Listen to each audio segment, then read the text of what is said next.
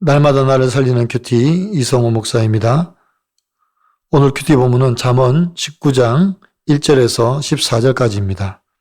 하나님, 진정한 복이 무엇인지 깨달아 알기를 원합니다. 말씀해 주시옵소서. 듣겠습니다. 진정한 복은 첫째로 미련하게 행하지 않는 것입니다. 1절에서 3절입니다. 가난하여도 성실하게 행하는 자는 입술이 패역하고 미련한 자보다 나으니라. 지식 없는 소원은 선하지 못하고 발이 급한 사람은 잘못 가느니라. 사람이 미련함으로 자기 길을 굽게 하고 마음으로 여호와를 원망하느니라고 합니다. 먼저 1절에서 미련한 자는 입술이 패역한 자라고 말합니다. 여기 패역하다라는 단어의 원어적 의미는 비뚤어지다, 왜곡하다, 굽다라는 말입니다. 직선에서 벗어나 구부러진 상태를 말합니다. 즉 입술이 패역하다는 것은 그의 말이 비뚤어지고 구부러졌다는 말입니다. 거짓과 속임수로 가득한 말을 한다는 것입니다. 2절에서 미련한 자는 지식 없는 소원으로 선하지 못하고 발이 급하여 잘못 가는 자라고 합니다. 지식 없는 소원이란 하나님에 대한 무지를 말합니다. 그래서 미련한 자는 방향성이 없습니다. 하나님을 그 마음에 두고 소원을 품지 않으니 늘 조급하고 답답하기만 합니다. 저와 여러분의 삶이 이렇지 않습니까? 하나님을 100% 의지하지 않으니까 조금만 어려움이 와도 조급하고 답답합니다. 그리고 자꾸만 모든 문제를 스스로 해결하려고 발버둥 치다가 결국에는 실패와 좌절하여 넘어지게 되는 것입니다. 얼마나 미련한 자의 모습입니까? 그래서 3절 말씀처럼 하나님을 원망하는 자리에까지 가게 되는 것입니다. 이것이 미련한 자의 모습입니다. 또 10절에서 미련한 자가 사치하는 것이 적당하지 못하거든 하물며 종이 방백을 다스림이랴 라고 합니다. 또 미련한 자의 모습은 경중을 헤아리지 못함을 말하고 있습니다. 그 이유는 영적, 도덕적 분별력이 없기 때문입니다. 그래서 마구 사치하고 자기가 종인 줄도 모르고 상전 행세를 한다는 것입니다. 그러므로 성도의 진정한 복은 이런 어리석고 미련한 모습을 버리고 하나님의 말씀만 의지하고 살아가는 것입니다. 시편 119편 105절에서 주의 말씀이 내 발의 등이요 내 길의 빛이니이다 라고 했습니다. 말씀의 빛이 비추어 주시는 대로 행하는 것이 성도의 진정한 복입니다. 적용해 보세요. 패역한 말로 지체나 이웃에게 상처 준 적은 없습니까? 문제 해결을 위해 조급해서 내 힘으로만 해결하려고 미련하게 행한 사건은 무엇입니까? 진정한 복은 둘째로 지혜를 얻는 것입니다. 4절에서 7절입니다. 재물은 많은 친구를 더하게 하나 가난한 즉 친구가 끊어지느니라. 거짓 증인은 벌을 면하지 못할 것이요 거짓말하는 자도 피하지 못하리라. 너그러운 사람에게는 은혜를 구하는 자가 많고 선물 주기를 좋아하는 자에게는 사람마다 친구가 되느니라. 가난한 자는 그의 형제들에게도 미움을 받거든 하물며 친구야. 그를 멀리하지 아니하겠느냐.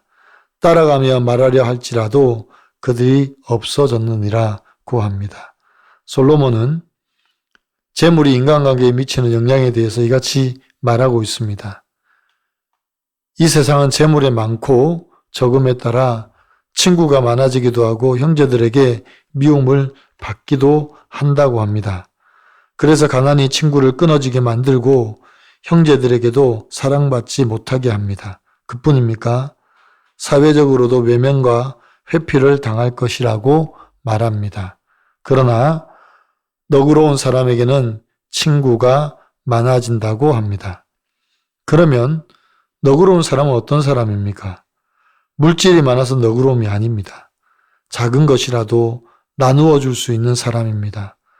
부자라서 나누는 게 아닙니다. 마음이 없으면 움켜쥐고만 있는 것이 부자의 특징입니다.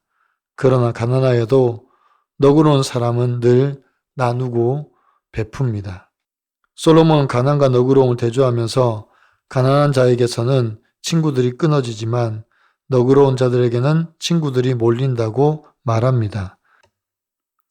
여기서 말하는 가난과 너그러움은 단순히 물질적인 면만을 말하는 것이 아니라 우리가 살아가는 인생의 중심이 무엇인가에 대해서 말하려고 하는 것입니다. 그래서 8절에서 이렇게 말합니다.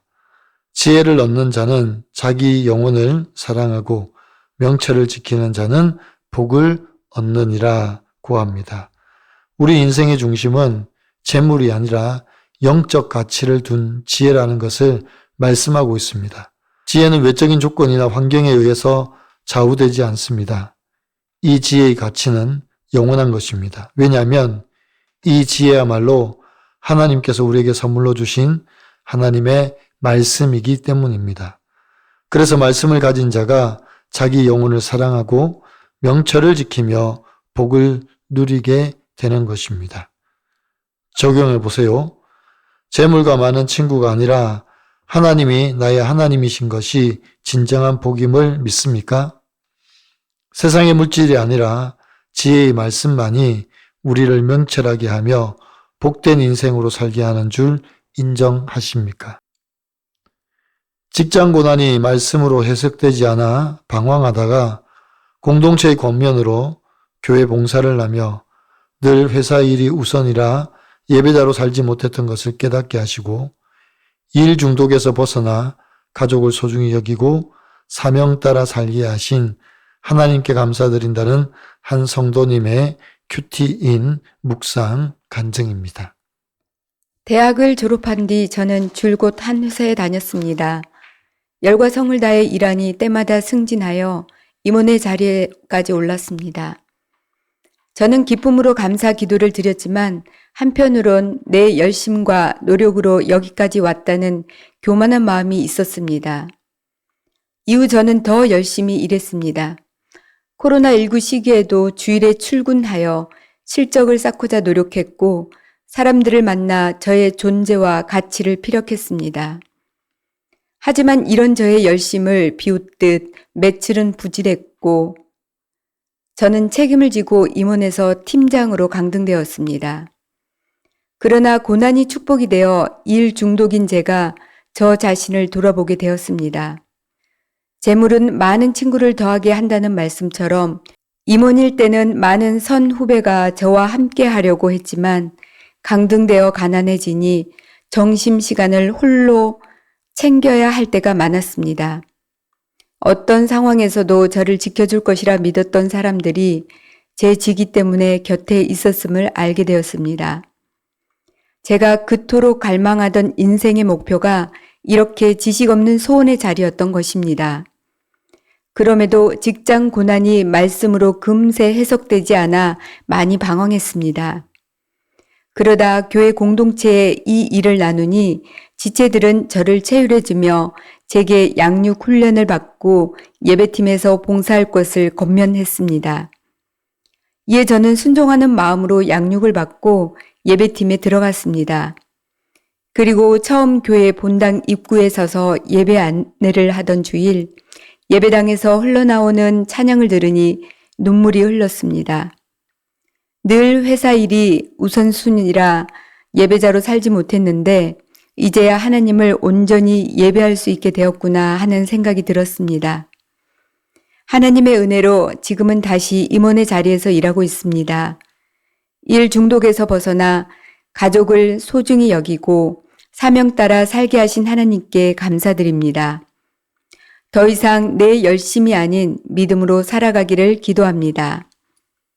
저의 적용은 매일 큐티하면서 저의 문제점이 무엇인지 생각하고 적어 보겠습니다.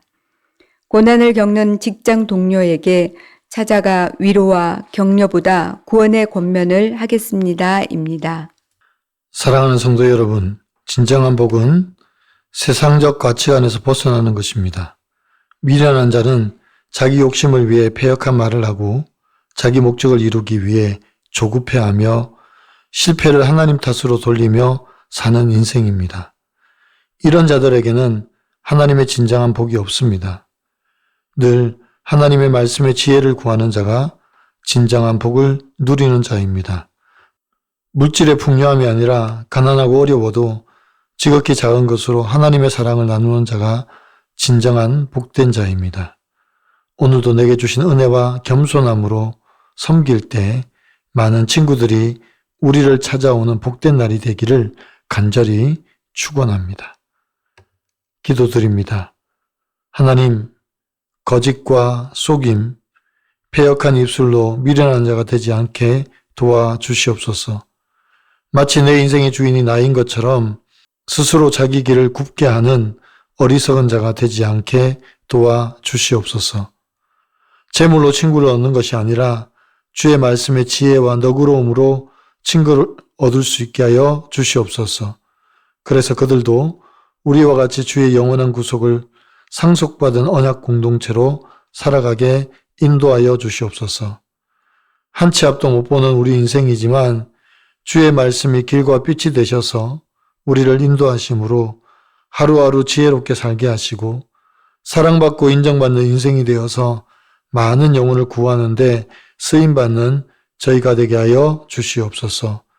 예수 그리스도의 이름으로 감사하며 기도드리옵나이다. 아멘.